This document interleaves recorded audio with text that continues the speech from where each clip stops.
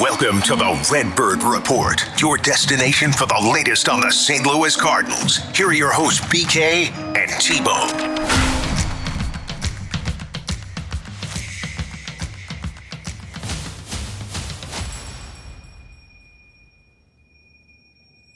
We could open up today by talking about the Cardinals losing 4 of their last 5 games. We're not going to do that because there's big news here in St. Louis. Jordan Walker has been named not only to the All-Star game, he's going to participate this year in the Home Run Derby. That's Tanner Hendrickson. I'm Brandon Kiley. Appreciate you guys tuning in today here on the Redbird Report. If you haven't done so yet, please subscribe to the podcast. Appreciate you guys doing that.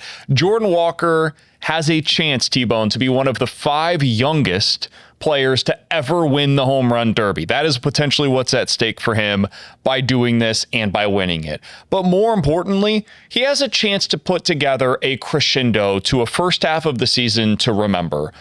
It is one of the most unlikely stories that I can remember in my time watching sports.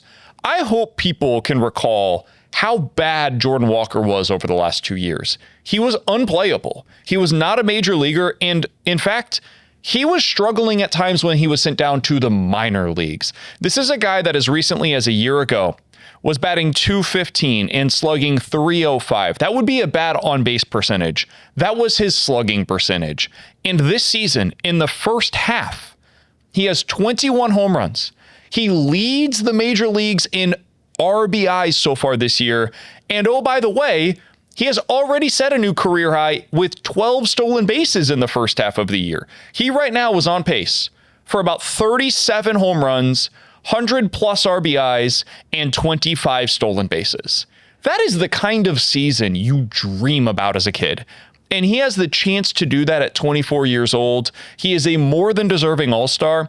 And the fact that he now gets to go out and live out, I would say, every kid's dream of participating in a home run derby, it's the perfect way to cap off what has been not only a special first half of the season for him, but again, one of the most shocking displays of talent and production that I can recall in my time working here in St. Louis, T-Bone. Yeah, I mean, it's unbelievable. It's why I sat here at the beginning of the year and was saying, like, hey, man, I think this is probably going to be it for Jordan Walker. I couldn't find anybody in the past when we would have these conversations that you look at as bad as he was over a 2-year stretch and then just magically turned it around. We have a lot of stories of guys that have a good rookie year and then baseball figures it out and they're able to get them out and then those guys never adjust, or if they try to adjust, they just can't. And I thought that was going to be Jordan Walker. I mean, you mentioned the last 2 years for him, minus 2.5 WAR, minus 2.5 WAR, and had an OPS over the last 2 years of 595. For context, people wanted to bench Pedro Pages, and he's got a 590 OPS on the season. So he was basically Pedro Pages at the plate for the St. Louis Cardinals over the last 2 seasons and wasn't very good defensively. And he's been able to turn it around and go on this unbelievable tear to where he looks like the 5-tool player that he was promised to be when the Cardinals had him down in the minor league system. I mean, he hits for average. He does that with also providing a lot of pop in his bat, gets on base at a good clip. He's willing to take his walks now at times. He's got great speed, as you made reference to, and his ability to steal bases. Oh, and by the way, this guy that when he first got up here to the big leagues was so bad defensively, the Cardinals wanted to pull him out of games in like the 7th inning, even in a losing season. They were like, man, we've got to get him off the field because, man, this guy is bad defensively. And we went back and forth with the Cardinals on that. And now he's like a Gold Glove caliber defender. And that arm is a freaking cannon out there in right field. Sometimes he gets him in trouble because he tries a little bit too much with it. But, I mean, good for him. And he should participate in the Home Run Derby because, man, this guy hits it as hard as anybody in the game. I will never forget. We had a conversation around this time last year, I believe, about Spencer Torkelson and how if you were trying to put together like best case scenario for Jordan Walker, maybe you're looking at something that resembles what Spencer Torkelson was in the first half of last year. Now, since then, Torkelson has kind of fallen apart. He's not the guy that he was in the first half. But even that would have been a disappointment relative to what we've actually seen in reality for Jordan Walker. Torkelson in the first half last year, when he put together, I mean, all-star caliber numbers and was a big part of why the Tigers were in the playoff race at that point, he was batting .235. Yes, he was slugging. He hit 21 home runs at this point in the season. Same thing. It's basically a mirror image of Jordan Walker when it comes to the power numbers. but a 235 average and a 335 on base. Jordan Walker is hitting 295, guys. Like, he's hitting not only for power, but for average. The strikeout rate is nowhere near what it was at this point in the season for Spencer Torkelson either. It's just like, I can't fathom how great Walker has been as an overall player. He's been worth 3.5 wins so far this season. Spencer Torkelson on the year last year was worth about 2.5 wins. So through 90 games, Walker has been more valuable than a guy in Spencer Torkelson who hit 20 home runs in the first 90 games a year ago. It's crazy, man. It's just this kind of stuff that you're seeing from him is the stuff that you would see from a legitimate superstar level talent. So I think one of the things that I like to try to do, sometimes people get annoyed by it, but I'll be stat boy real quick because I wanted to look up how rare is this, what we're witnessing in terms of the combination of offensive production from Walker so far this year. He already has 20 plus home runs. He already has 70 plus RBIs, and he already has 10 plus stolen bases. That is a combination with power and speed that you don't often see. So at this point in the season, if you look back over the last 20 years, this is the list of 10 other guys in Major League Baseball that have produced those numbers. Jose Ramirez, Shohei Ohtani, not once, but twice. Paul Goldschmidt, not once, but twice, both with Arizona. Albert Pujols in 2009. Jason Bay surprisingly did this in 2009. Lance Berkman in 2008. Carlos Lee, put a pin in that one. And David Wright did this for the Mets in 2006. So you've had 10 individual seasons of this, 8 other players other than Jordan Walker that put together this kind of a power plus speed performance at this point in the regular season, T-Bone, over the last 20 years. That is the kind of company that he's keeping right now. Yeah, and that's a superstar that we're talking about right now. Superstars do that year over year, and that'll be where the jury is out still on what the future holds for Jordan Walker. But, I mean, those are unbelievable numbers. And when you throw in his age, right? I mean, you didn't even put an age caveat on that. He's 24, which is what is so amazing about this. This isn't some veteran that is like breaking out onto the scene. This is a guy that is 24 years old who's the same age as J.J. Weatherholt? Think of that. J.J. Weatherholt, this is his first year of big league experience. This is Walker's fourth, technically, and he's been unbelievable the way that he's been able to adjust. That's the thing that they haven't been able to develop. Right now, they would go back and say, well, we need to get back to being a draft and develop organization. Yeah, okay, you did it with Albert, but after him, you had to go externally. Once you get this piece, everything else just starts to fall into place. And you've really started to see that for the Cardinals from the offensive side, right? They're missing the ace still on the pitching side, but with Jordan Walker putting up these numbers, he's become the superstar, and now everything in their lineup has just kind of fallen in place behind him. Yeah, you look at these guys that I mentioned here, like these are MVP candidates in these seasons that we're talking about here, and that's what Walker represents for the Cardinals, is he's a guy that can be in that kind of conversation. I remember we talked about this, maybe it was last year, a couple of years ago. It all starts to run together at this point because it's been a similar conversation for the Cardinals. But you look at the teams that are really competing for a World Series. They typically have 2 top 10 MVP candidates and a guy that's in the conversation for Cy Young that year. And that may be just like gets a vote, is in the top 5 for a certain person's Cy Young ballot, that kind of stuff, right? Also receiving votes kind of thing. But you need that as the basis. We do this a lot with the Blues on the radio show that we do weekdays on 101 ESPN, where we talk about like the Stanley Cup checklist for the Blues. What are they missing right now? Well, the starting point for that with the Cardinals is, do you have an MVP candidate? And ideally, do you have a homegrown MVP candidate? They've been lacking that for so long. I mean, we're talking about since Yadier Molina was in his prime, realistically speaking, was the last time that they had somebody that could be in those conversations. That's more than a decade. So it's been a long time, and now you have one. You have one in Jordan Walker who, this is the kind of events that can put him onto not just a locally, we're all talking about Jordan Walker for a million different reasons. Nationally, this is the kind of event that can put him into that kind of conversation. Think about Cal Raleigh a year ago. He was already having a great season, and there was some talk about him and the home run numbers, the power production that he was putting up as a catcher. really the stage that changed things for him in terms of national spotlight, going beyond just being known by a lot of like hardcore baseball fans, was this. This was the moment where people were like, that's different. A catcher that can hit like that? That's insanity. So Walker has a chance to really put on a show here and become a household name in Major League Baseball. Yeah, and he's not going to hit any cheapies either at the home run derby. I mean, if he connects on a couple of these, those things are going to go a distance. And you're right. I mean, that's kind of the moment when I'd call them, I don't know if this is fair, but kind of the secondary stars when you get to the home run derby, when they kind of emerge onto that forefront. Like you're saying with like Cal Raleigh, for example. James Wood, another one of these guys that last year was at the home run derby that I think your diehard baseball fan probably knew of, but it was more the casual fans then started to recognize that name because he participates in this big event that baseball puts together. It's kind of it used to be this way, I should say, kind of like the dunk contest for the NBA. Now it's the 3-point shooting contest where your best guys go to that all-star game event, and that's when they kind of have their emergence onto the scene if they're not already a superstar, and that's what Walker gets a chance to do here. And I find him as like it's so funny because he's the piece that kind of makes everything fall into place, and he's also the piece that puts like the most pressure on the front office moving forward, because you need to take advantage of when you have a cost control MVP candidate, and he's getting ready to go into the arbitration system starting next offseason, so he's going to quickly start to get expensive, and you didn't get this out of him in the first 3 years, and I would tell you that they're ahead of schedule. And I think Heim's probably looking at this going, man, I thought we were going to need 3 years. And here we are. We've got an MVP candidate. We've got Burleson, who could be a 3,100 RBI guy as well right in front of him.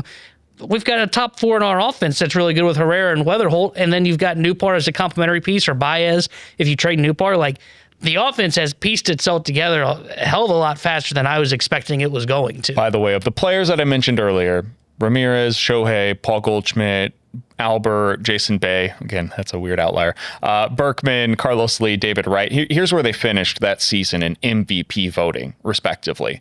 Jose Ramirez finished 5th that season.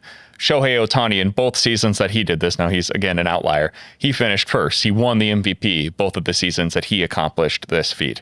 For Paul Goldschmidt, he finished 2nd and 3rd in MVP voting.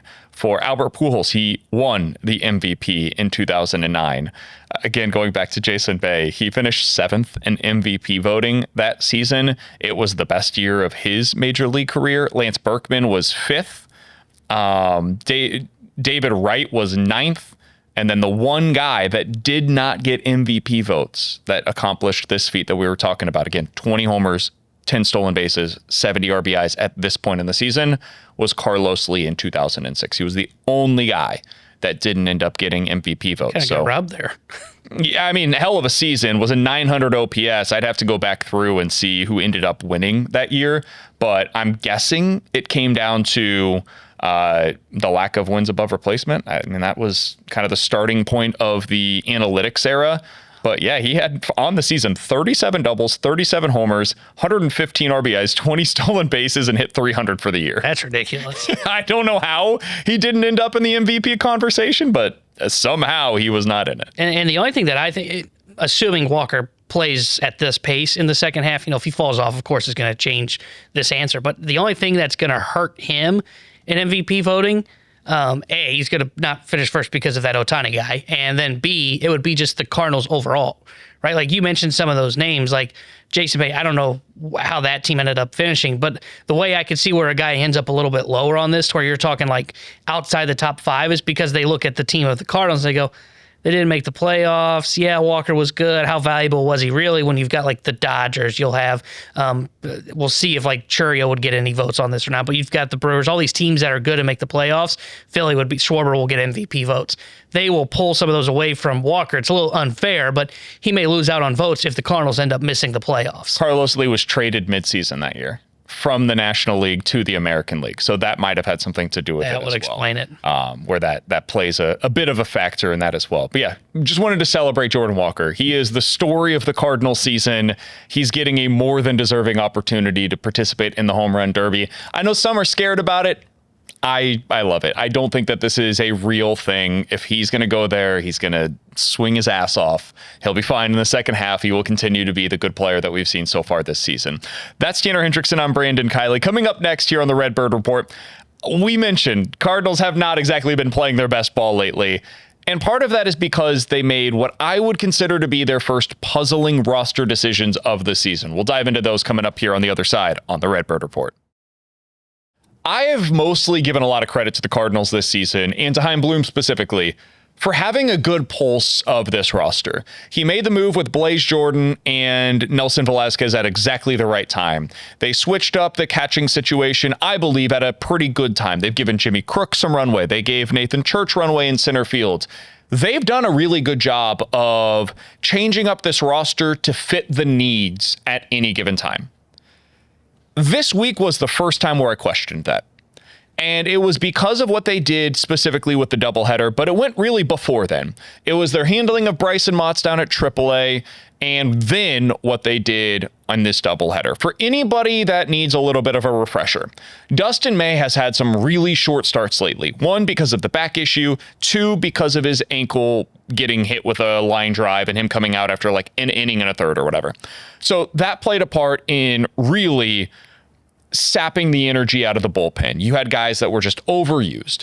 So you were in a desperate position. So what do the Cardinals do? Well, they hold back Bryson Motts in case Dustin May's not able to go or they need length coming out of the bullpen.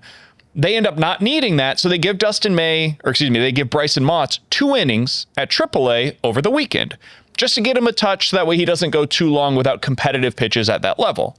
Well, then what that does is either makes him unavailable for this doubleheader or makes it less likely that you would bring him up for this doubleheader. So they don't. And instead, they go with Bruce Zimmerman for the first game. No problem with that. You needed length. He gave it to you. He's been good at AAA. All good. Game 2, I thought they were going to be calling up Luis Gastelum, who we saw yesterday in the game. We're recording this on Thursday afternoon. Looked awesome and has been great. I think he had an 18-game scoreless streak at AAA. Makes all the sense in the world to come up. Nope, that's not the answer either. Instead, in a game when they needed length or quality, at least one of the two, they chose an option that gave them neither. They go with Jared Schuster, who had allowed an OPS of 1,000 against at the AAA level over the past month. And he gives you exactly what you'd expect. An inning and a third, 5 hits, 7 earned runs, 3 walks, including a homer, by the way. The Cardinals were, I think, down by a run when he entered the game and lost by 8 runs by the time that he was out of the game. It was an absolute disaster with him coming in, and I never once understood the rationale behind bringing him up for that specific game, T-Bone. I know the Cardinals would explain it in a certain kind of way. I understand that they felt the need to push back McGreevy, all these different things. I'm curious your thoughts. Did you agree with the decision at the time? How do you feel about it now that we're 24, 48 hours removed? Yeah, I'm not as upset about all of the roster moves that they were doing, because I do find that their pitching was in a very bad spot. But I will say this, I do understand where you're coming from of why not go with either Gastelum in that situation that you're kind of stuck in. Because, I mean, you look at that game when they decided to go to Schuster at the time, it's a 3-2 game, if I'm not mistaken, by the time they go to him. That game is within reach. Dobbins would have done his job at that point at 5 innings pitched. Could you have been able to give Gastelum like 2 innings? He seems to be doing that in the minor leagues. Now, I understand that means he's unavailable going into yesterday's game, which would have been Wednesday as we're recording here on Thursday. But at that point, I think your bullpen would have been in a decent spot. You had your best kind of stopper going in Michael McGreevy, who was awesome yesterday for the Cardinals. That would at least kept the game more competitive and kept it within reach. And you still had some of your bigger arms available. Like I believe O'Brien would have been available potentially at that point. I believe Soriano would have potentially been available at that point in game 2 of that doubleheader. Like, you're just set up better. Now, that doesn't mean you win the game. Like, there is still a chance that you end up losing it and you end up losing the first 3 games of this series.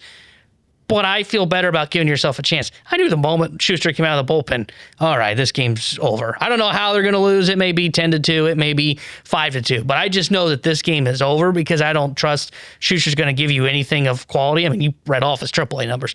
That's not great. So I get that. The other thing that I would say as well is I'm surprised they didn't want to bring in a bulk reliever prior to the Brewers series. And what I mean by that is the moment May gets drilled with that line drive, and look, that's just an unforeseen circumstance. And I know the Cardinals would push back and say, hey, we were going to give it our best with our bullpen and use our best bullets in that Cubs series, not realizing that they would win a game 17-1 on that Friday, where a bulk reliever could have been nice to go, 3 innings rather than go 2 with Rajic, which eventually blows out his arm, potentially, it sounds like, and also have an inning eaten by Stanek. I mean, their bullpen covered 3 1/3 in that game that you may have been able to save some bullets and given to, like, Quinn Matthews. Because Quinn Matthews does not start until I think it's that day afterwards. And we're never going to call up Quinn Matthews, though, for that spot. It was never going to happen. Well, if you're not, then you just lead to what we're talking about.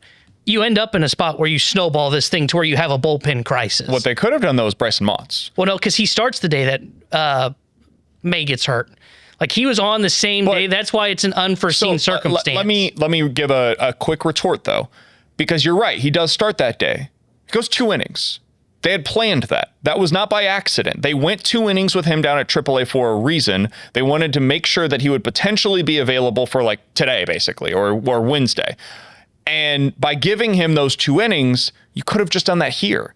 And then you buy your bullpen a day, so you call him up there. And yes, it potentially burns him for the rest of this week if you decide that you needed him. You could also just keep him around. By only giving him a couple innings there, he could then just stay around at the big league level for the next few days and see if there's a need there. If not, you send him back down to make his next start down at AAA. If there is, though, you could then get bulk innings out of him here at the big league level. Or you could have gone like a piggyback situation in that doubleheader. Like, I think a lot of what happened here, this is my interpretation of it, they told you with their actions what they think about Bryson Motts right now, and that they don't think that he's ready for the big league level. Now, whether I agree with that or not, I don't, frankly. The numbers are fine down at AAA outside of the walks, which, yes, that's an issue, but we don't always know how that's going to translate to the big league level. Sometimes it's a problem, other times maybe not so much. They put him on the 40-man for a reason, and if you're going to do that, you've got to get use out of him, in my opinion. And he's clearly a better option than Jared Schuster, even if you think he's bad. He ain't as bad as what we saw yesterday, and there's nothing in the numbers that would suggest that he would be. So this is why I had a bit of an issue with it. You did not put your best foot forward against the Brewers. You didn't. You also are not currently, in my opinion, prioritizing Bryson Motts' development. So you're not getting help from your 40-man roster with Bryson Motts at the major league level. And also you're not prioritizing his development by giving him such a short start over the weekend and only having him throw, I think it's over the last 20 days now, he's thrown a total of 7 innings at the minor league level. So he's not serving a purpose of his development or the major league roster's winning. That's a problem in my estimation. So that's why I had such a frustration with the way that they handled this on on Tuesday. I just thought it was a mistake. I thought it was a miss. And I have not criticized them a whole lot for their roster decisions this season. I think generally speaking, they've had a really good pulse on this thing, and they've done a lot of stuff that makes a lot of sense. This was one of those where it's okay to criticize sometimes. This felt a lot like the 40-man usage from previous years under John Mozeliak, where we would be critical of, why aren't you making a move sooner? Why aren't you bringing up your best guy for this spot? And I didn't think they met the moment in that over this week. Yeah, and I think that's fair. I mean, like, when he pitched, it was 7-5 is when he goes the 2 innings. So you're talking about that Sunday. Mm-hmm. Could you have found a way to get him up here for that series against the Cubs? Now, I get some of what the argument is that the Cardinals are saying, but what I don't understand is they're now saying that, and this time where it was, hey, why did we need Motts in that Cubs series when we were just going to go through our pen like that? And that sounds like they almost weren't as prepared for the doubleheader. Or I think what they didn't know, and I think this is the thing that maybe, I don't know when it exactly happened, I'm kind of muddled on the timeline, is when they didn't realize McGreevy would be able to start in one of those doubleheader games. Because that's when everything kind of goes off the rails. It was for sure the night before, because they had those guys here. Exactly, but the night before, you don't know, like the night before, you've already determined Motts threw 2 innings on that Sunday. Sure. That's what I'm saying. So that's where I'm a little confused on their timeline, because I could see where they're thinking, okay, we're getting McGreevy, we're going to have Dobbins, we could do the Zimmer, especially when they knew the Rajic news. Okay, there's our 40-man spot for Zimmerman, for example, for a game. Okay, I can see how you could piggyback Zimmerman with either McGreevy or Zimmerman with Dobbins, and boom, you're covered. And then if that happens the day after Motts throws 2 innings, that's how I see how you end up in a tough spot. But the thing I understand when they make this argument is, well, you know, we we didn't really need him in Chicago. Well, they've had series in the past where they've brought him up where I've not been convinced that they needed him in a series, but they still use him for multiple innings. So they kind of are talking out of both sides of their mouth. It is frustrating that they, in my opinion, they haven't put their best foot forward in all 4 games of the Brewers series. I know they won yesterday. They were recording. They've been scheduling off days through this series. You're going up against the best team in the NL Central. Look, I get it. Guys need day off. I would plan around the Brewers series not to give guys days off because as you saw, you don't put your best foot forward in a game, they're willing to step on your throat and just kill you. That's how good the Milwaukee Brewers are. Yeah, I keep coming back to, man, if you didn't want to do it with Bryson Motts, you don't think he's ready, or for a million different reasons. Some of this is circumstance, and they were a victim of their own circumstances. And so, like, maybe he just wasn't available. Whatever the case may be in the retort on Bryson Motts. Okay, all of that's fair. Just make the call up earlier with Gastelum. He was here. He was ready to go. He was available. And you chose not to have him ready the day before. And then the day after, you decided to use that roster spot for him. Like, it would have made more sense. And it was a 1-run game. Again, like they had a chance to win that game on Tuesday when they decided to go to Jared Schuster. It was 3-2 at the time, and then it ended up being 10-2 when he left the game. What happens? What changes there if in the 7th inning, instead of Schuster, it's Luis Gastelum who you're going to, and maybe he doesn't allow that run? Do you potentially win that game? You know, like, are you potentially able to come out with a win there and you get the W against the Brewers and it changes the complexion of this playoff race? Sometimes these things come down to 1 game here, 1 game there. That might have been one of those games. So I don't know.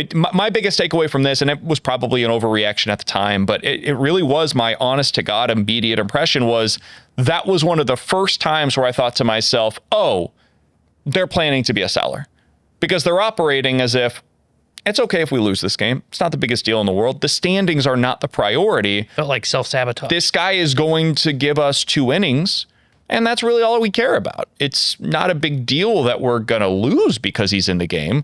We just need this guy to cover a couple of innings, and he's got a heartbeat, and he can go out there and throw with one of his 2 arms, and that's good enough for us. And we can easily DFA him after the game. Like that to me was the takeaway, and that was a bit frustrating and disappointing, but maybe that is the correct read on the situation. I don't know. Yeah, I think if you start to look at it from that perspective, a lot of things kind of start to make a little bit more sense, right? Like, I think, what was it, last week or 2 weeks ago, we talked about Matthew Liberatore, and Libby's been better over the last couple of starts, to his credit. But everything that we would hear is we'd say, well, why not just kind of go to Hunter Dobbins now? What do you do with Libby? I don't know. He's got an option. If you wanted to option him, you could. They would never do that. You could put him in the pen, and he could play up, as a left-handed reliever. But they would say, well, his stuff profiles. His stuff looks like it should have more swing and miss. And I'd go, yeah, I'm watching Libby. I don't know what that profile is we're looking at, but this ain't it. This guy's not doing it for me. And look, every time I watch Dobbins, I come away with the same conclusion. This was fine. I'm okay with that, And it's the same conversation from last year where it was they kept throwing Fetty out there, and it was clear, I don't care what their numbers would say internally, that guy just never was going to figure it out. So this is the last 2 or 3 weeks has screamed kind of old regime Mo over the last 2 years, where it is, there's a little bit of self-sabotage going on here. The difference is I actually think this team is pretty good compared to in years past where it was like, man, they really need to be able to put their best foot forward. In the last couple of weeks, they just have not done that. He's Tanner Hendrickson. I'm Brandon Kiley. So coming up next, if it is the opposite, if they decide, you know what, no, screw that, we are going to be a buyer at this year's trade deadline. What are they going to be looking for? We got a little bit of insight into that from Jeff Passan of ESPN.com earlier today. We'll reveal what he had to say next here on the Redbird Report. I think Jeff Passan is one of, if not the best, Major League Baseball insiders in the business. And earlier today, over on ESPN.com, he put together a piece listing the biggest and best, or the biggest needs and the best matches for each team at this year's Major League trade deadline. He did this for all of the different contenders across Major League Baseball. And for the Cardinals, he listed their biggest weakness as their rotation depth. T-Bone, I think we both agree with that, correct? Yeah, I think the rotation is the biggest thing they need to add to if they're going to buy at the deadline. So if they're going to, here are a couple of starters that he said make sense for the St. Louis Cardinals. 1, best match. He said Robbie Ray, left-handed pitcher for the San Francisco Giants. We both brought up his name before, you more recently, me a couple of years ago when I thought they should have traded for him. He's having a pretty solid season. Now, don't look at the underlying numbers. You go over to Baseball Savant, you're not going to be in love with it. But if you go with the traditional metrics, it's been pretty good. 3.5 ERA so far this year over the course of 100 innings. That's nice. That would be a pleasant addition to the St. Louis Cardinals rotation. I'll get your thoughts on him here in just a moment, but I also want to throw in what he said, Jeff Passan, is the dream match for the St. Louis Cardinals at the deadline. He went with Logan Gilbert, the right-handed starting pitcher for the Seattle Mariners. Now, this one is truly dreaming. He's got a 3 ERA so far on the season. He has thrown more than 100 innings, and this is basically what he's been for the last 5 years. Every year, you can set your watch to him. It's going to be 180 plus innings and a 3.5 ERA. The guy is an absolute monster. He is a workhorse. He's 6'6", 215. This is classic Cardinal starter. Like, this is Adam Wainwright. This is Chris Carpenter. It's that. Maybe you don't consider him to be a true quote-unquote ace, but he can be your number one starter in a playoff series, and you feel really good about whoever it is that you're going up against. Now, why would the Mariners trade him? Because they have like 5 other versions of this starter. And maybe more importantly, because it gets them the piece that they're looking for to help their offense, which has been bottom 5 in Major League Baseball so far this year. So T-Bone, we agree, rotation depth, that's the biggest issue. What do you think about the 2 names that were specifically mentioned there by Jeff Passan? So I'll start with Robbie Ray as the rental option. I think it makes all the sense in the world for the St. Louis Cardinals. If they're going to be buyers at the deadline, you go out and you get a guy like Robbie Ray, guy that you know can slot into a rotation at this point in his career. Ideally, you'd probably want him to start like game 3. For the Cardinals, you're okay with having him start game 2. And because he's a rental, he's not going to cost a lot. Because I keep mentioning this, like, look at Merrill Kelly. We would agree, and not Merrill Kelly this year, Merrill Kelly of last year. That guy was a really good guy to have in your top 3 in your rotation for a playoff series, right?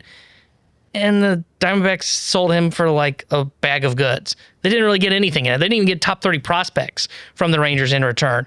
And then they just re-signed him in the offseason. Like, rental starting pitching does not go for a lot at the deadline.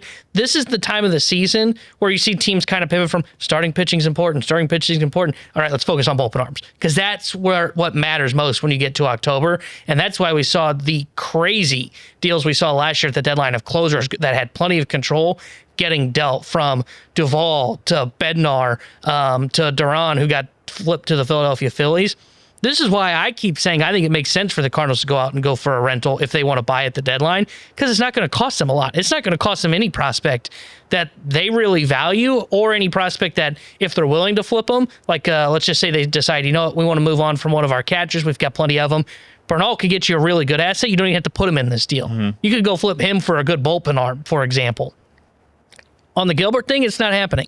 But I think the premise of Jeff's idea is interesting. And what I mean by that is them looking for a controllable arm, because Gilbert is a guy that is very good. Like, I would love to have him in the rotation.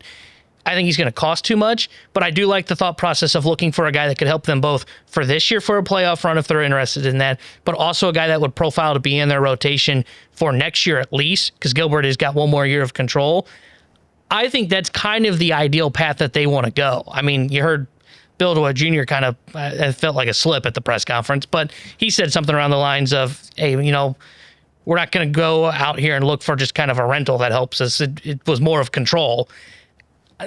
That makes sense in theory, but that costs a lot more. And that's where I don't understand what the Cardinals are doing, unless they're doing some kind of like swap to where they're willing to sell pieces off, bring in more assets. That way it's a little bit less that they're losing when they ship it out for a controllable arm. It's a dream scenario. It's just not going to happen. Yeah, I love both of these options. They would make a ton of sense to me for the Cardinals. I don't think Gilbert's realistic. I don't think they have the piece that the Mariners would be looking for.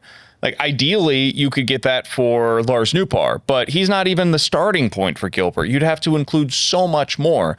Could you do something like, I don't know, Ivan Herrera plus Riley O'Brien for Logan Gilbert?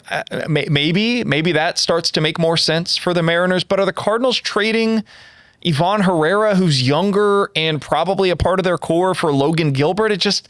I don't think that's an in-season move. This feels more like an off-season move. And I was going to say, in-season, it feels like it's the classic Army quote of robbing Peter to pay Paul, right? What is the identity of the Cardinals? it's the top 4 in their lineup. Do I really want to pull one of those pieces away to go out and add a starting pitcher? And a starting pitcher, older, by the way. One more year of control, that's 30 years old. Exactly. I just don't think it makes sense. Robbie Ray makes sense. Like, if the Cardinals are going to add at the trade deadline, he makes all the sense in the world. I don't know if the Tigers are going to sell, but if they are, Casey Mize makes sense. And those, to me, are the top 2 guys that I would look for. Now, maybe Bill DeWitt Jr. is serious when he says we're not going out there and getting a rental. And if so, I don't think they're adding anything, because I don't know how else you're going to make this move at the trade deadline. But to me, those are the names that I would probably keep in mind. T-Bone, I think a lot of the time, though, you get to this time of the year and we look at, all right, teams that are kind of in that muddy middle. What are they going to do? Could they follow the path of the 2024 Tigers? I want to use this as an example real quick, just to get your thoughts. Do you remember what that year's Tigers team was like at this point in the season? Well, I know they weren't very good. What would you guess their record was? We are 91 games into the Cardinals season. They are 48-43. What do you think? This was the 2024 Tigers when they ended up trading Jack Flaherty at the trade deadline and ultimately made the playoffs. What do you think their record was? So let's see, 91 games. So 90 would be 45 is 500. I know they were below. I'm thinking they had 36 wins. They were at 43-48 at this point in the season. Oh, wow. They were better. So they were just the flip of what the Cardinals are right now. Once they got to the trade deadline, when they decided to sell, they were 5 games below 500. They were 52-57. Now, they went on a heater down the stretch and finished the season with 86 wins. They went on a crazy run from like mid-August until the end of the year. They were 7 games below 500 and then ended up 12 games above 500. It was insane what they were able to do. But they decided to trade Jack Flaherty because they're like, whatever, we'll get some pieces for this. Our rotation's fine. They traded Mark Canha. They traded Andrew Chafin. They basically just said, we've got internal replacements for the options that we currently are trading at this year's deadline. If the Cardinals do the opposite of what Passan's saying and they follow our previous path of, hey, we're a seller. We've always been a seller. We're a couple of games back. It makes sense for us to cash in on these assets. And if we're being real, there are not a lot of teams that are going to be sellers at this year's deadline. So maybe there's just a great seller's market that presents itself. I think there are ways where you could sell me on it. I wouldn't be thrilled, but you basically would just say, we're trading Dustin May. We're going to insert Quinn Matthews into the rotation, or Hunter Dobbins, whichever one is pitching well at that time.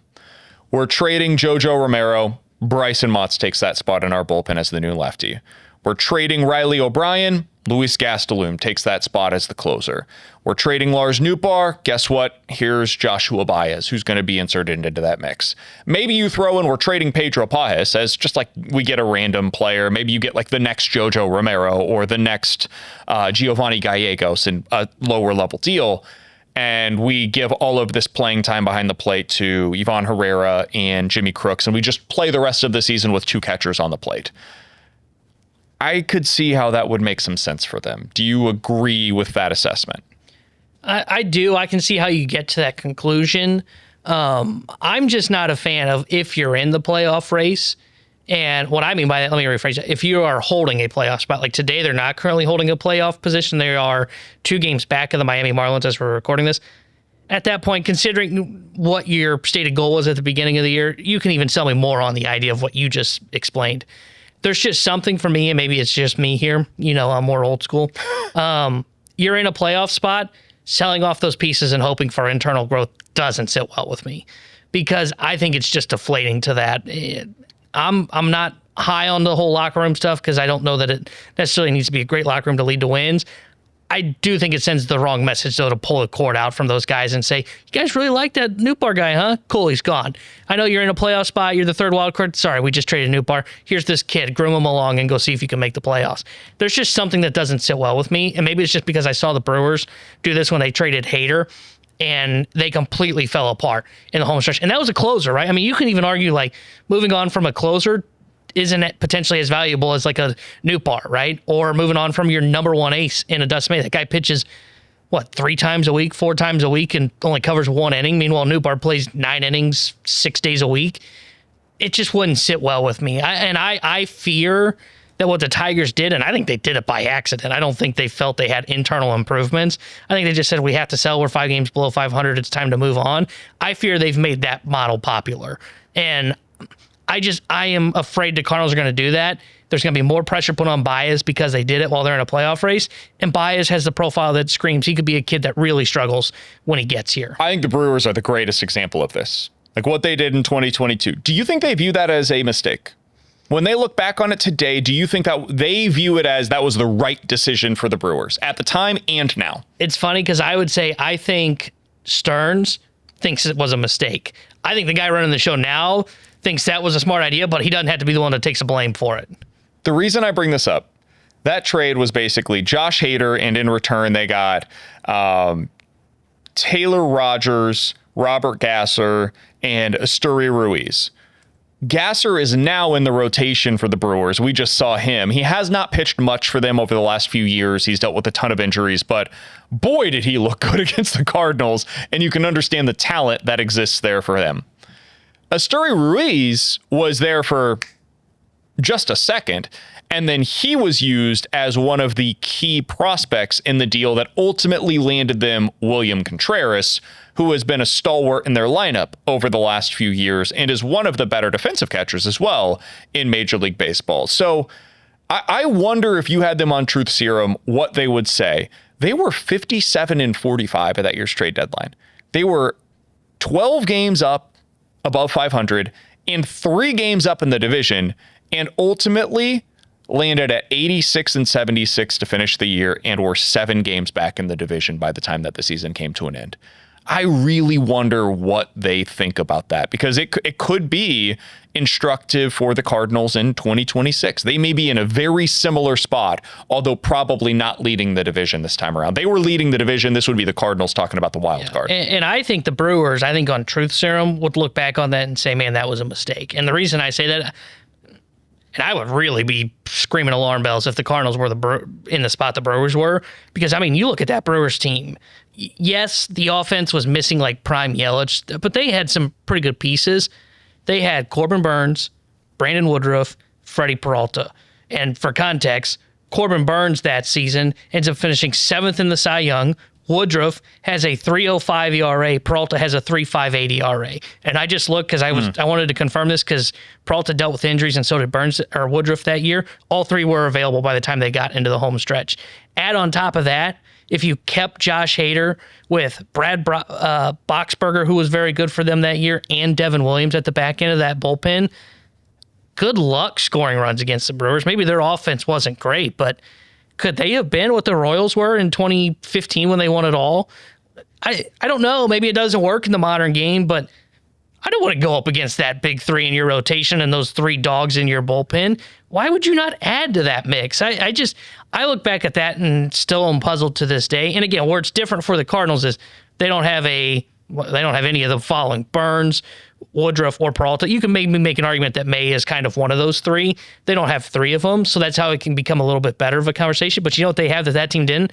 An MVP candidate in Jordan Walker. And people would push back on this, or they would say I'm overreacting. When I say that there's a chance Jordan Walker doesn't do this again, I don't mean Jordan Walker reverts back to what he was. It's possible, but I don't think it's likely at this point. But it's possible Jordan Walker doesn't put together another top 5 MVP candidate season for the St. Louis Cardinals. And if he kind of takes a little bit of a step back and baseball maybe adjusts to Weatherholt or maybe adjusts to Burleson, well, suddenly this offense doesn't look as intimidating as it is now. On top of the fact that you're still waiting to figure out what you have in your pipeline with your pitching. As much as we get excited about, oh, look at what Liam Doyle or Quinn Matthews or Sanger or Tanner Franklin could become. You know what they are right now? They're nothing more than a dream.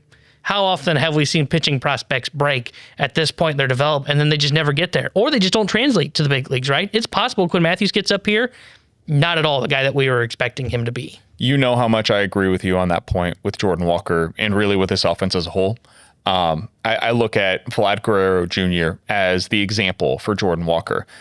This is his OPS plus by year. For anybody unfamiliar with the statistic, it's on a scale of 100, where 100 is exactly league average, and anything above that, it's that percentage above league average. So if you're like a 110 OPS plus, you're 10% above league average offensively that season. So for Vlad Guerrero Jr., here's his career by year. 106, 115, 167, finished second in the MVP campaign that season. That is basically what Walker has been this year. 133 the following year, which is really good, but an 818 OPS, had 30 homers, was just like a really good hitter instead of being that truly elite of the elite level hitter. 115 the following season, and then finished at a 165, amazing, and then back down to 131, and then this year is at 90. It's just so hard to consistently be at a 150 plus type of an OPS plus number. And that's what you're asking out of Jordan Walker if you're going to continue building this way, is he needs to be a superstar every single season. I just don't know how realistic that's going to be ultimately. And to give you context on that, even superstars, it takes him a while to kind of figure out how to sustain being at this elite level. Like the guy I would bring up here that I think is another good example is Bryce Harper. Like if you look at Harper's career now, he got up a little younger than Walker, not by much, but a little bit. 118, 133, 111, 198, ends up winning the MVP that season, then goes right back down to 114, then back up to 156, and then it's not until he's 5 years into his big league career that he becomes the Bryce Harper that we know that's about 30% above league average. So, and that's the start of his prime, right? Like starting 26 and on. And maybe Walker just figures it out, and this is what he's going to be for the next decade. It's possible that is the case. That's just the rarity more often than not. Yeah, and I keep saying this a lot, and we mentioned it, I think, 2 weeks ago or 3 weeks ago on this podcast. Tell me a team's plan, and I'll tell you how many of them actually ended up happening, right? Like, as much as the Cardinals want to say, like, well, we've got Walker in his prime, and we've got Herrera and Burley, and we've got, well, look at this Weatherholt guy. Like, wow, look at him in his rookie year. Our plan is we're going to develop the pitching right behind them, and then within like 2 or 3 years, man, we're pushing and we're ready to go. I think there's a decent chance we look at this in like 2028, if we're lucky enough to be still doing the Redbird Report, and we'll be going, yeah, that plan, something's gone wrong with it, and it's ended up not taking off like they thought. I mean, you can look at the Orioles, you can look at the Royals and their build, you can look at, just name any team, and you can point to what their plan was, and you can find a hole where it went wrong, and now they're kind of on a treadmill of mediocrity. Tigers fit into that exact criteria. 100%. Texas, that was supposed to be the beginning, not the end. That was not supposed to be Arizona, their best team. The team they played. How about Atlanta? Atlanta wins in 2021, hasn't been back since. That was supposed to be the worst. And one of their Atlanta best Braves pieces, team, by the way, is now a guy that is being booed in his home ballpark in Austin Riley. Yeah. Riley was a stud in 2000. I don't remember if he was up in 21, but he was a stud in 22 for sure. And now look at him. Like, they gave him a long-term contract thinking this guy's going to be awesome for us for years to come. Hell, he's struggling. Think about the Cubs. 2016 was supposed to be, again, the starting point. That was going to be one of many Cubs teams that were competing for World Series championships. They just got the one. That was it. That was as good as it ever got. 2015, they had that unbelievable season. It ended with a win in the postseason over the Cardinals. 2016, get back and get to the World Series. They finally win it. That's just over. Just like that. It happens fast in Major League Baseball, man. This stuff, the beginning happens faster than you expect, and the end comes faster than you expect as well. It's really hard to plan 3, 5, 7 years down the road. You can try, and sometimes it works. Look at the Astros. They have built a sustainable contender with that model. That's the exception to the rule more so than it is the reality for most of these teams. All right, Cardinals have 4 games remaining in the first half of the season, T-Bone. I can't believe this, but we are almost to the All-Star break. By the time that we do this next week, they will have reached the All-Star break. They will have gone into the Major League Baseball draft. We'll break that thing down for you guys next week. How do you think they finish? They've got 1 more with the Brewers and then 3 games at home to finish this thing out with the Atlanta Braves. I think they end up winning as we record on Thursday. They beat the Brewers, and I'm going to say they take 2 or 3 from Atlanta, and they go in with high vibes going into the All-Star break. I think they've shown they can compete with just about anybody in the National League, not named Milwaukee and not named the LA Dodgers. Well, they've taken 2 or 3. When the Dodgers are trying and are all healthy, you can't beat them. But I'm going to stick to it. I think they are a good baseball team. They may end up being sellers at the deadline because I'll be proven wrong, but I'm going to say they win 3 of their next 4, and we go into the All-Star break flying high. I've got them winning 3 out of 4 as well, going into the All-Star break on a high note, and us looking back and saying, man, that was weird. Remember when they made those pitching decisions and we were all critical of them for a 48-hour stretch, and then they won 4 of the next 5 games against the Braves and the Brewers? What a weird time that was. You know what's going to be funny is when they miss the playoffs by 3 games, I know the 3 games I'm going to point to. Yeah. Not trying in the doubleheader against Milwaukee, that's 2 of them. And then the waving the white flag in that final game of the series against the Miami Marlins in Miami. Yep. You can point that back to exactly the games where it all went awry. Hopefully that's not the case, though. Hopefully they end up making the playoffs and are buyers at the deadline. Next week here on the Redbird Report, we will recap whatever takes place for the Cardinals, as they have, I think, 7 picks in the top 75 of this year's Major League Baseball draft. So we'll give you a full report from that. Plus, our first half Cardinals superlatives, the MVP, the biggest surprise, biggest disappointment, and the best glue guy. We'll get into all of that and so much more. If you guys have not done so yet, please be sure to subscribe, rate, and review the podcast. That helps us out a ton. Check us out on YouTube as well at youtube.com/101ESPNSTL. We sincerely appreciate all of you for making this possible. And since you made it this far, you probably like the podcast. If you're interested in partnering with the podcast, you want to become a sponsor of the show, reach out to me. Be Kylie at 101ESPN.com. I would love to get you in touch with the people that can potentially help you make that a reality. For Tanner Hendrickson and Noah over on the video side of things, I'm Brandon Kiley. Appreciate you guys tuning in this time. We'll be back next week here on the Redbird Report. Find every episode of the Redbird Report with Brandon Kiley and Tanner Hendrickson on YouTube or at 101ESPN.com.